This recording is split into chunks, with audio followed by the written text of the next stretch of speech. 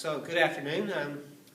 We're going to continue to build on our assignment working with linear equations. Again, we're going to be graphing linear equations. This may be a good time to stop the video and just review yourself on these terms. X-axis, Y-axis, origin, quadrants, ordered pair. Make sure you understand those terms. So, talk about these terms again. We said that a picture is really important to understand these terms. So when I talk about the x-axis, we're talking about this horizontal line here.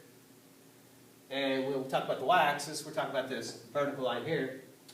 And these two axes meet at a special point, which is called the origin. Where these two axes meet, that spot there was referred to as the origin. And then we have quadrants. So when these lines meet, they break this into four different regions. So this coordinate plane has these four different regions. Quadrant 1, Quadrant 2, Quadrant 3, Quadrant 4. They go in what we call a counterclockwise direction. Now, what we're asked to do is sketch the graph of a line. Let me put an A in there. Sketch the graph of a line if the x-intercept equals a -2 and y-intercept would equal a -5.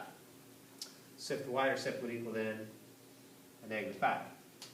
I actually point out an x-intercept is a point that's somewhere on the x-axis. So it has this ordered pair of x0, where x can be whatever it wants to be, but the y is locked in. Y has to be 0. So if I'm trying to find the x-intercept, we set y equal to 0 and we solve for x. The y-intercept, remember, is some point on the y-axis. So it's denoted as 0y. Note that the x value is locked in. It has to be 0. The y value can be whatever. So to find a y-intercept, we set x equals 0 and solve for y. So in this particular example, though, they actually give us the x-intercept and the y-intercept. So all we got to do is graph these. So -2 means on the x-axis, -2. The y-intercept of a -5 would mean on the y-axis, a -5. Now, to sketch the graph, we just draw a line. Just draw a line that passes through those 2 points.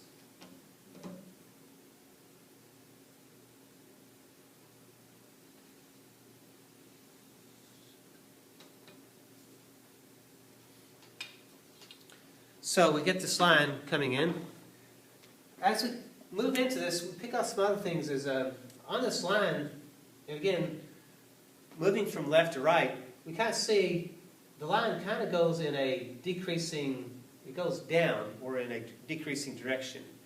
So we may want to take note that these lines do have some things going on here that we want to look closer at. This line here, for instance, has more of a decreasing direction. Okay?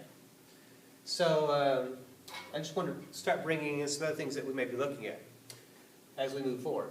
So again, sketching a line, x and y-intercepts, we have this information to kind of go by.